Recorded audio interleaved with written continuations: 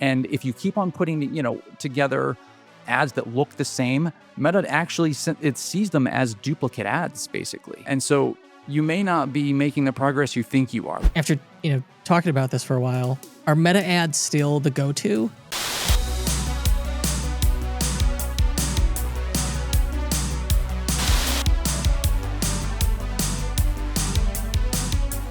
My friends, it occurs to me, it has been a while since we've touched on Facebook ads. And how can you discuss e-commerce, online stores, selling with Shopify without talking about Facebook ads, Meta ads, Instagram ads? Because that is typically one of the number one traffic sources for paid acquisition for a lot of stores. And like any other software product, it evolves continuously. They're always adding new features, changing things.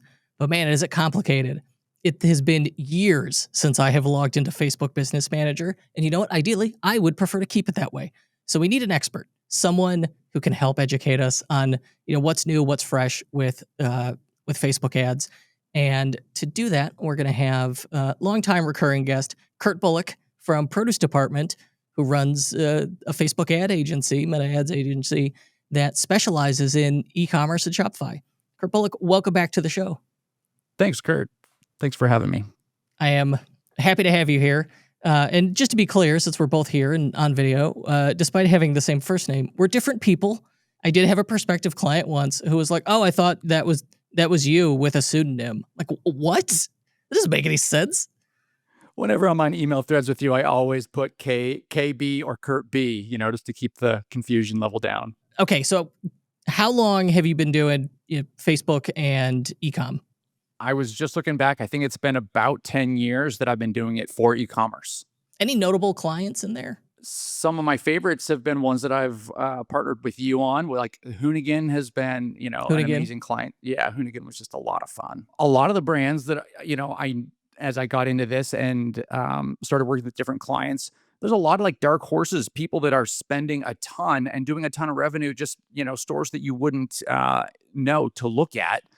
Spending $60,000, $70,000, $80,000 a day on Meta ads, and you would never know. One of them that I worked with was selling fruit online.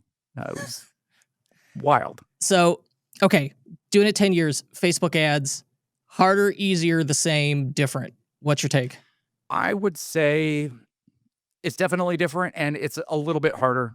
It used to be that, it was more technical media buying. It was all about getting in there, finding the right audience. Let's try this different lookalike audience.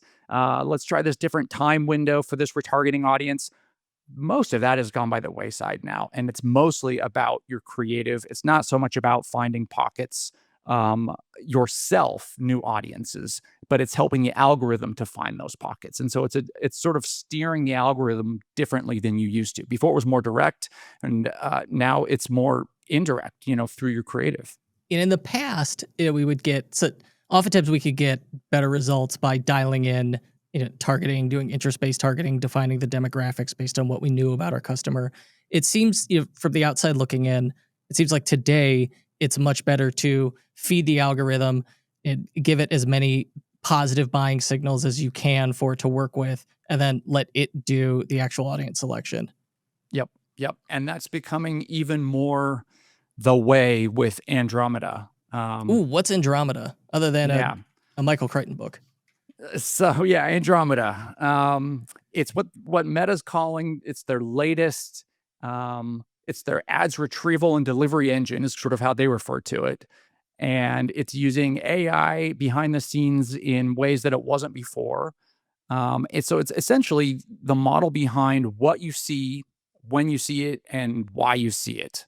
And that's sort of all Andromeda. It's a combination of these massive investments Facebook's putting into hardware. And then there's a model and systems component to it. But just this year alone, I think Facebook is slated to spend $65 billion on AI. They're opening a new data center. I can't remember where it is, but it's 4 million square feet, which is like 27 Costco's lined up side by side, just of racks of servers. The thing I hear a lot about, and I see argued and discussed, is something called Advantage Plus campaigns. What the heck is that? Yeah, so They've undergone a few changes. It's still the same acronym, but now it stands for something different with this. So it used to be Advantage Plus Shopping Campaigns. Now with Andromeda, the latest model has come out. It's Advantage Plus Sales Campaigns, and basically it's their they call it their full funnel campaign. So the idea being that before you might have sort of top, middle, and bottom of funnel audiences broken out into different campaigns, and segmented that way. Now with this full funnel campaign, Meta gives you these segments, so you can go in and you predefine what a engaged audience looks like. And so you could say, hey, that's my Klaviyo list, that's my website visitors, that's people that engage with the Facebook page. They let you set up your customer list. And then when you run any campaigns now, you can do a breakdown, sort of with this full funnel approach, right? They give you visibility. So you can see, well, how many of these customers that converted are new customers versus repeat customers versus people from my engaged audience. And so that's all possible in one campaign now. And that's really now when if you're on the latest version, and they're always rolling, I have 3 different versions of ASCs in 3 different ad accounts. But if you're on the latest version, there's not even an option to select something other than this ASC if you want to do purchases. It's just going to be the de facto campaign type. So is this the default? If I'm setting up ads myself, I should just go straight to this? It is. And like I said, there's 2 different types now. So if you're in the latest version, you won't even have an option. It'll just put you into the ASC. It used to prompt you, do you want to do like a manual campaign, which, they put sort of in brackets, this might suck, essentially. Or do you want to use, ASC, which has got all the latest optimization. So they're really pushing you towards ASC. Now they don't even ask you if you're going to do manual. So it'll put you right into ASC, but it has changed. Whereas the version that everybody knows as ASCs, if you've been doing this for a while, is maximum automation. You don't choose audiences. It's just a broad audience. You didn't used to be able to choose age or any demographics or anything like that. Now they have actually enabled more age and region, but you didn't have custom audiences, so you wouldn't select like your last 30-day, visitors or your 1% lookalike or any interest. None of that was selected. It was all just Meta doing that for you. How does it know what audience to target? Yeah, so it has to do with, Andromeda. And so again, there's 2 iterations. It might be helpful to go into sort of the old way that it was working versus the way that it's working now, because I think it's pretty interesting and it'll give you a little bit of insight into the way that stuff works on the back end. Which has helped my team think a little bit differently about what we're doing in the ad account. So old version, Meta engineers. So all right, let's just go, I guess, one step higher. So, Meta's collecting data from everybody all the time. That's, anybody on an app. There's a constant stream of data, scroll data, view, watch time data, click data, et cetera. Okay. So this is all coming in. And in the old version, Meta engineers were coming up with what they call 2 different words that you may not have heard, or that we're going to use them differently. One is called features. And features, I think of it like features of a rock. You pick up a rock. Is it smooth? Is it heavy? Is it, what color is it? So it's those types of features. So and like so attributes? There you go. Attributes is a better way to probably explain it. But Meta's calling it features in their documentation. And the old features were made by data scientists. So, Meta gives examples. I'll look at their document here. They say, ads clicked in the last 30 days, brands shown in the last 2 weeks, Facebook page likes in the last 30 days. So the point being is that Facebook, data scientists were manually coming up with these groupings, these buckets, and they were time-based. And it was almost like, I don't know, I think of it like a sticker. Like you put a sticker on I got a picture of me here and I put a sticker on there that says, likes mountain bikes, visited a mountain bike website in the last 30 days. We'll contrast that with the new version, which is, if the old version, Meta was sort of pre-processing the data, putting it in these data buckets for you.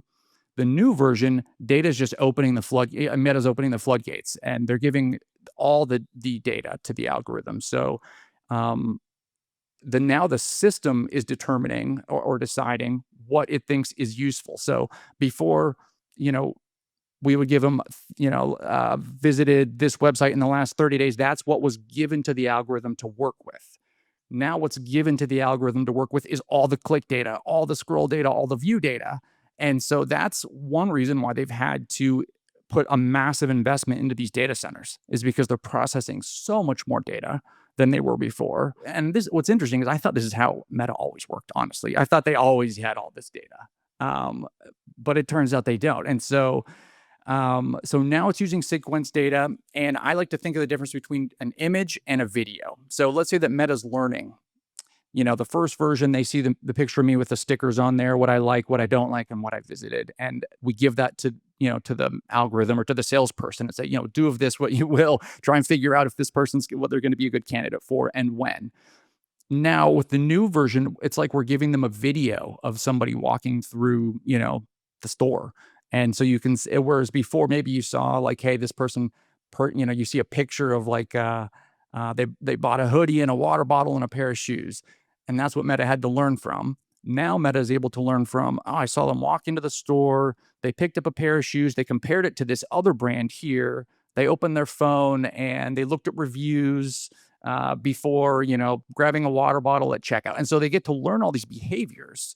And so the model gets fine-tuned, and there's a level of nuance to the customer journey that just wasn't there before. Okay, so what this truly is a leap forward in machine learning is what they've done here, because this is how LLMs think in neural networks. Like they have built a deep learning network around buying behavior and shopping behavior. That's quite clever.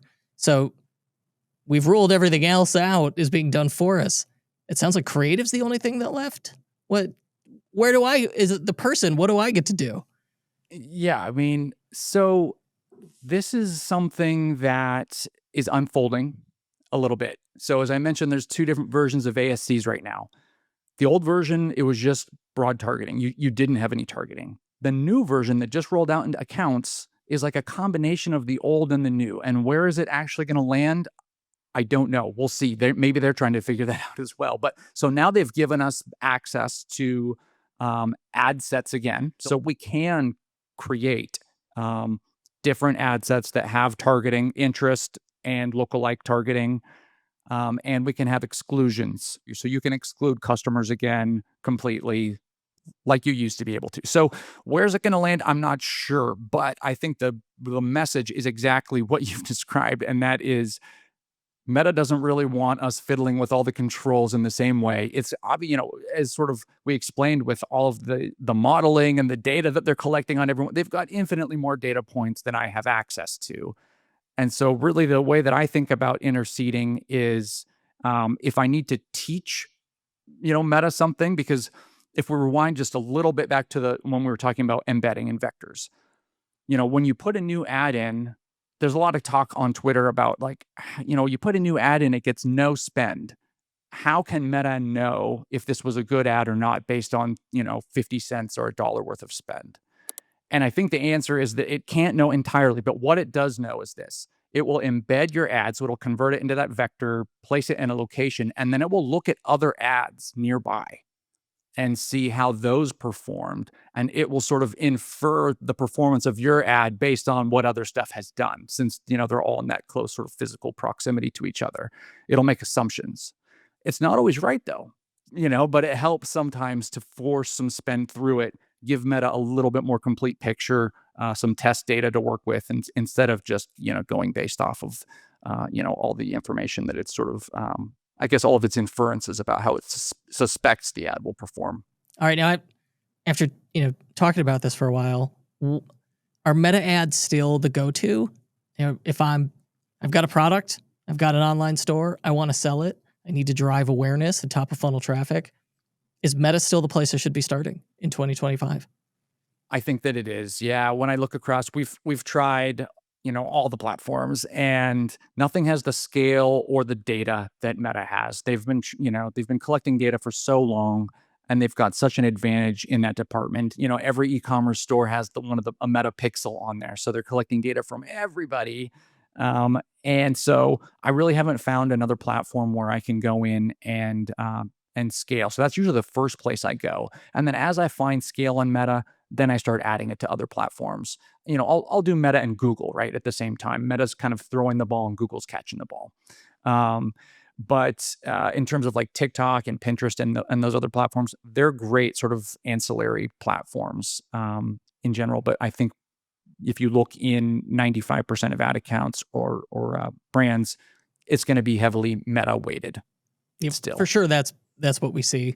Yeah, it's going to be like your qualified traffic is going to be Google organic traffic, Meta ads, Google paid ads, and email marketing. And it's no one thing; it's all of those working together. But if you take one, they're all going to take credit, of course.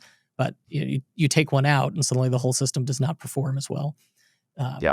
So if you had one key takeaway, you wanted, people are running Facebook ads and this episode's coming to a close. What do you want them to go do?